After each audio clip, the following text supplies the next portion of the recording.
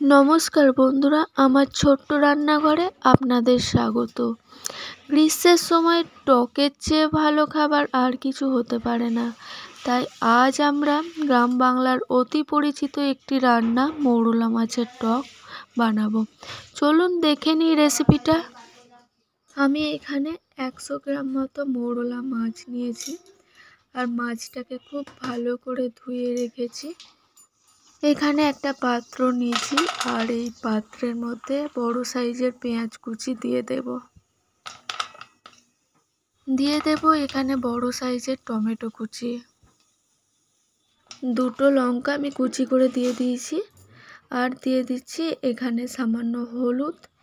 এরপর দিয়ে দেব এখানে সামান্য লঙ্কা গুঁড়োটা তোমরা স্বাদ অনুযায়ী দেবে, মানে ঝাল অনুযায়ী।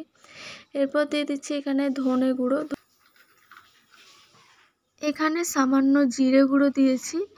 এরপর আমি এখানে স্বাদ অনুযায়ী নুনটা নিয়ে নেব, তোমরা স্বাদ অনুযায়ী নেবে। আর দিয়ে দিচ্ছি যে তেঁতুল গোলা যে জলটা ছিল সেটা আমি এখানে সামান্য দিয়েছি। তো দেখো, এরপর আমি কাঁচা তেল দিয়ে দেব আর দিয়েছি এখানে চিনিটা তোমরা ইগনোর করতে পারো। তো দেখো, আমি সবগুলোকে একটু ভালো করে ম্যারিনেট করে নেব।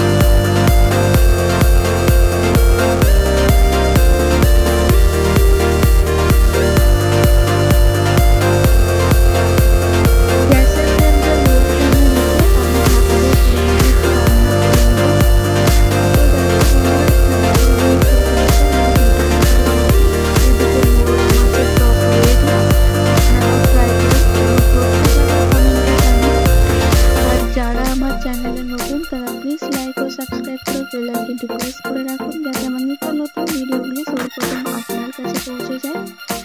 আর আপনারা ভালো থাকুন, সুস্থ থাকুন। আবার দেখা হবে নতুন একটা রেসিপি নিয়ে।